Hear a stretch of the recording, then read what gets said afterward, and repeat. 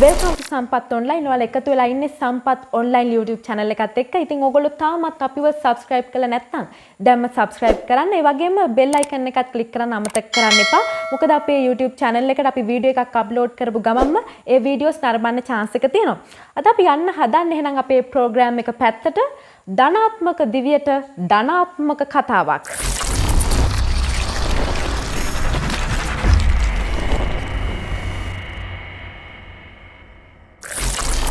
Plus Talk program එකත් එක්ක තමයි ඔයගොල්ලෝ එකතු වෙලා ඉන්නේ. ඉතින් අද අපි ලස්සන තැනකට ඇවිල්ලා ඉන්නේ. ඒ වගේම සුවිශේෂී චරිතයක් එක්ක කතා බහ කරන්න. එතුමන් ගැන මට මෙහෙම කියන්න හිතුණා. අපි අපේ ජීවිතේදී ජයග්‍රහණ කරා යද්දී අපිට විවිධ අභියෝග එනවා. ඒ වගේම අපිට බොහෝ කරුණු කාරණා ජීවිතේට එකතු කරගන්න සිද්ධ වෙනවා ජයග්‍රහණය කරා යන්න නම්. අපි අපේ ජීවිතයට කරුණු කාරණා එකතු කර ගනිද්දී අභියෝගවලට ප්‍රායෝගිකව මුහුණ දීලා. ඒ වගේම තමයි අභියෝගවලට සාර්ථකව මුහුණ දී අත්දැකීම් ලැබපු පිරිසක් ඉන්නවනේ. අන්න ඒ අයට හුඟකම් දුන්නොත් අපේ ජීවිතයට බොහෝ කරුණු කාරණා එකතු කරගන්න පුළුවන් කියන කාරණා මම විශ්වාස කරනවා. ඉතින් අද දවසේ ඇවිල්ලා ඉන්නේ වෙන චරිතයක් එක්ක කතා බහ කරන්න. මොහු අද වෙද්දී මේ ව්‍යාපාර ලෝකයේ දැවැන්ත ව්‍යාපාරිකයෙක්. ඒ වගේම තමයි අභියෝගවලට අභියෝග කරන්නෙක්. පාරිභෝගිකයන්ට කුඩා පරිමාණ ව්‍යාපාරිකයන්ට අතහිත දෙන දැවැන්තයෙක්. මේ කවුද? සම්පත් සුපර් ට්‍රේඩින් ආයතනයේ කළමනාකාර අධ්‍යක්ෂකතුමන් දිනෝෂ සම්පත් ලියනගේ මැතිතුමන් සමගින් තමයි අද අපේ කතා බහ. ආයිබෝන් ඔබතුමන්ට. ආයිබෝන්. මේ කාල වකවානුව කොවිඩ් කාලයත් එක්ක කොවිඩ් වසංගතයත් එක්ක මේ මුළු ව්‍යාපාර ශාස්ත්‍රයේම දැඩි බිඳවැටීමකට ලක් වෙලා තියෙන එක ගෝලීය වශයෙන් සිද්ධ වෙන දෙයක්. ඉතින් මේ වගේ කාල වකවානුවක වුණත් ඔබතුමන් මේ සම්පත් ෆුඩ් සිටි යන පාරිභෝගිකයෝ කියනවා මේ බොහොම අඩු මිලට තමයි අපිට මේ ඕන දෙයක් ගන්න පුළුවන් කියලා. ඉතින් දැන් අර ලොයල්ටි කාඩ් පත් හිමියන්ටනේ අර විශේෂ දීමනා වාසියව තිබුණේ. ඉතින් දැන් මේ කාලේ ලොයල්ටි කාඩ් පත් හිමියන්ට වගේම අර එහෙම නැති අයටත් මේ බොහොම මේ අඩු මිලට මේ දීමනාවන් දුන්නා. ඉතින් මොකක්ද මේකට හේතුව? මෙහෙමයි දැන් පොඩ්ඩක් නිවැරදි කරන්න ඕනේ. දැන් අර ලොයල්ටි කස්ටමර් කියලා අපේ කස්ටමර් බේස් එකක් ඉන්නවනේ. ඒ කියන්නේ ඒගොල්ලෝ අපේ අය. ඒතර මම හිතන්නේ මේ ඔක්කොම අපේ අය කියලා. නමුත් ඒ කොවිඩ් කාලෙදී මේ මම තීරණය කරා මිනිස්සුන්ට හැමෝම ලොයල්ටි පාරිභෝගික විදිහට සලකන්න ඕනේ කියලා. ඒකට උපදෙස් දුන්නා අපේ ස්ටාෆ් එකට හැමෝටම ලොයල්ටි ඩිස්කවුන්ට් එක ලබා දෙන්න ඕනේ. ඒක අපි බැලුවේ වෙලේ මේ රටේ ලොකු වසංගතයක් ඇවිල්ලා මිනිස්සු බොහොම අමාරු තත්ත්වයක ඉන්න වෙලාවක අපි ඒ වෙලේ බැලුවේ බිස්නස් එකේ ලාභය ගැන නේ. මොකද අපි ගැනවත් අපිට විශ්වාසයක් තිබුණේ නැහැ අතරම. අපි ජීවත් වෙයිද කියලා. නමුත් අපි ඒ වෙලේ බැලුවේ අපි හැමෝම ගැන හිතලා අපි මේ වෙලාවේ මොනවද කරන්න ඕනේ කියලා. ඒතරදී අපි කරේ හැමෝටම මේ ඩිස්කවුන්ට් එක මේ ලංකාවේ ඉන්න කාට වුණත් ඒ ලොයල්ටි කාඩ්ස් මොකුත් නැහැ. ලොයල්ටි කාඩ් ඩිස්කවුන්ට් එක අපි දෙන්න තීරණය කළා. එතකොට දැන් මේ අපි ආහාර ද්‍රව්‍යයක් ගන්න ගියත් අපි පාසල් උපකරණ ගන්න ගියත් අපි මේ මොන දේ ගන්න ගියත් පාරිභෝගිකයෝ කියනවා සම්පත් එකෙන් නම් රුපියලක් හරි අඩු කරලා තමයි දෙන්නේ කියලා. ඉතින් ඇයි ඔබතුමන් එහෙම කරන්නේ? පාඩු විඳගෙන. නෑ පාඩු විඳගෙන නෙමෙයි. ඇත්තටම මම බිස්නස් පටන් ගත්තේ ඔයගොල්ලෝ දැකලා ඇති මගේ ඉස්සෙල්ලා වීඩියෝ එක මම කොහොමද මේ ගමනාන්තේ ඇවිල්ලා තියෙන්නේ කියලා මේ ජර්නි එක. ඉතින් මම බොහොම බොඩියට බිස්නස් පටන් අරගෙන මේ ඒ වීඩියෝ එක මගේ YouTube channel එකේ තියෙනවා. මේ එහෙම ආපු ගමනක් නේ. එතකොට අද මෙතන ඉන්නේ අපි එතෙන්ට ආවේ පාරිභෝගිකයන්. එහෙනම් අපිට අපේ යුතුයකමක් තමයි අපි ගන්න සම්පූර්ණ ලාභය අපි තියාගන්න එක නෙමෙයි. අද ලංකාවේ ඉන්න මිනිස්සුන්ට ඒ සහනය දෙන එක. ඒ කියන්නේ සහනය දෙන්නේ හරි සතුටින්. මොකද ඇත්තටම ඊතර තියෙන්නේ මේ අපි බිස්නස් මන් කෙනෙක් විදිහට මම හිතන්නේ මම මේ කොමිස් සෙලෙන්දෙක් කියලා.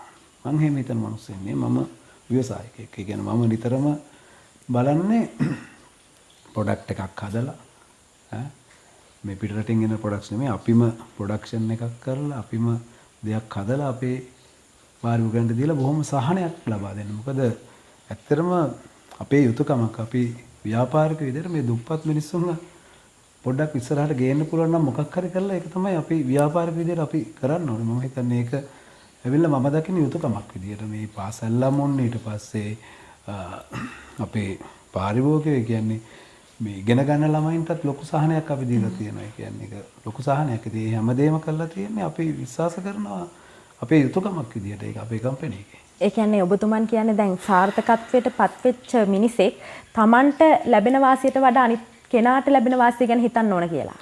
අනිවාර්යෙන්. එතකොට දැන් අපි සාර්ථකත්වය කියන්නේ මෙහෙමනේ අපි සාර්ථකත්වය කියන්නේ සල්ලි නෙමෙයි. දැන් මම මුලින්ම ව්‍යාපාරක පටන් ගන්නකොට මම හිතුවා මේ සල්ලි වලින් තමයි අපිට මේ ජීවිතේ නෑ සල්ලි නෙමෙයි ජීවිතය කියන්නේ අපි කරන දේවල්. ඒ වැලියුස් තමයි අපි මිනිස්සු වෙනුවෙන් කරන දේවල්. ඒ කියන්නේ අපි බලන්න ඕනේ මිනිස්සුන්ට අපි මොනවද අපිට මිනිස්සුන්ට කරන්න පුළුවන්. ඒ කියන්නේ දැන් අපිව මෙතෙන්ට ගෙනල්ලා තියෙන මේ පාරිවෝ මේ ශ්‍රී ලංකාවේ ඉන්න ජනතාව. ඒගොල්ලෝ තමයි අද මම මෙතන තියෙන්නේ. ඒතකොට මට ඒගොල්ලෝ වෙනුවෙන් මොන හරි කරන්න පුළුවන් නම් ඒක තමයි මට සතුට වෙන්න පුළුවන් උපරිම දේ. හැබැයි ඒක මම අවංකවම මම සන්තෝෂෙන් කරන දෙයක්. ඉතින් මගේ සමහරක් වෙලාවට ඔය ඉන්න මේ අපේ ෆ්‍රීන කම්පැනි එකේ ඉන්න නිලධාරීන් අහනවා ඒසර් මෙහෙම වෙන්නේ කියන්නේ ඒක අපේ යුතුයකම. ඉතින් අපි ලාභය ලබන්න ඕනේ අපිට ඉහළ ලාභ අරගෙන එහෙම කරන්න අවශ්‍යතාවයක් නැහැ. මොකද අපි බලාපොරොත්තු වෙන්නේ මම නම් පුද්ගලිකව ඇත්තටම බලාපොරොත්තු වෙන්නේ මේ කම්පැනි එක ඇතුලේ මිනිස්සුන්ට මොනවා හරි සහනයක් දෙන්න පුළුවන් නම් ඒක තමයි අපිට සතුට වෙන්න පුළුවන් එකම දේ කියලා. සම්පත් ස්ටෝ මාකට් නවතම සංකල්පයක් හඳුන්වලා දුන්නා මේ ළඟදී. එතකොට ඒ සංකල්පයත් එක්ක මේ කුඩා පරිමාණ ව්‍යවසායකයන්ට හොඳ අතහිත දීමක් නේ එතනින් සිද්ධ වුණේ. එතකොට ඔවුන්ගේ ව්‍යාපාරවල නගා සිටුවීමක්. ඒ වගේම ඔවුන්ට පුහුණුවක් ලබා දෙනවා මේ ව්‍යාපාර පිළිබඳව දැනුමක් ලබා දෙනවා. එතකොට හිතෙන්නේ නැද්ද කවදා හරි දවසක සම්පත් එකට එකෙන් පහරක් එල්ල වෙයි කියලා? ඔව් මෙහෙමයි. දැන් ඇත්තටම මේ අපිට වැරදිලා තියෙන උතර තමයි අපිට වරදින්නේ. අපි බිස්නස්මන් කෙනෙක් විදියට අපි හැමෝම හිතනවා මේ ව්‍යාපාරිකයෝ ව්‍යවසායකයෝ බිහුවුන් නැත්තම් රටක් කවදාවත් ගොඩ නැගෙන්නේ නැහැ. ඒගොල්ලෝ තමයි මේ සල්ලි හදන මිනිස්සු. සල්ලි හදන්නේ මම විතරක් වුණොත් මොනවද වෙන්නේ? මම විතරක් සල්ලි හැදුවා. සල්ලි අපි හැමෝම හදනවා. එතකොට ව්‍යාපාරිකයන්ට අපි එහෙම දෙයක් හැදුවේ මම දැක්ක ව්‍යාපාරිකයෝ පොඩි ව්‍යාපාරිකයෝ. ඉහළ බහුජාතික ව්‍යාපාර ලංකාවේ ඕන තරම් තියෙනවා. ඒගොල්ලෝ බොහෝම විදියට රටේ සල්ලි ටික එකතු කරගෙන යනවා. ඒක මම දැක්ක ඇත්තටම. එතකොට අපි බැලුවේ අපිට මොනවද දැන් ඇත්තටම අපි දහස් ගණක් රැකියාවල් දීලා තියෙනවා. ඒතර මම බැලුවා දැන් අපිට මොනවද මිනිස්සු වෙනුවෙන් කරන්න පුළුවන්. ඇත්තටම අපි කම්පැනි එකේ මේ දේවල් කතා කරනකොට සමහරක් හිටිය විරුද්ධ වුණා මේක කරන්න එපා. මේක අපිට එච්චර හොඳ යන්නේ මම කොහොනේ අපේ යුතුයකමක් මේක. මම උත්සාහ කරන්නේ මේ ව්‍යාපාරිකයෝ ව්‍යවසායකයෝ ගොඩ නැගුණොත් අපි හැමෝටම සතුටින් ඉන්න පුළුවන්. දැන් මම දකින්නේ මේ දුප්පත් මිනිස්සුම පෝසත් කරන්න ඕනේ. එතකොට මේ අපි රජය කරනකම් මේව බලන්නේ නරකයි. අපි ව්‍යාපාරිකයෝ විදියට මම හිතන්නේ මම විතරක් නෙමෙයි මේ වගේ දේවල් කරන මේ වගේ හිතන ව්‍යාපාරිකයෝ ලංකාවේ ගොඩක් ඉන්නවා. මේ ඔක්කොම එකතු කරොත් එහෙම මේ ලංකාව කියන්නේ ලෝකේ තියෙන නම්බර් 1 රට. මේ රට අපේ රට මේක ඔයා හිතන්න මේ කොවිඩ් ආවනේ. කොවිඩ් ඇවිල්ලා අපිට කාටවත් කරදරයක් වුණා. 100ට එක්කෙනෙක් මැරුණෙත් නැහැ. ඊට වැඩි ඇක්සිඩන්ට් වලින් මැරුණා. ඇයි මෙහෙම වුනේ? අපේ රට එච්චර වාසනාවන්තයි. ඒ හින්දා මේ අපි හිතන්න ඕනේ මේ හැමෝම එකතු කරගෙන යන්න ඕනේ. ඒකට අපි වෙනම ඇකඩමි එකක් කරලා තියෙනවා. මේ ව්‍යාපාරිකයම දරුවත් කරලා ඒගොල්ලෝ බලන්න ඔයා මේ අද ලෝකේ ගොඩාක් දියුණු වෙලා තියෙනවා. මේ දියුණුවත් එක්ක ඕගොල්ලෝ බලන්න කඩේ මුදලාලි තාම අර පැන්සලෙන් ගණන් හදනවා, පෑනෙන් ගණන් හදනවා.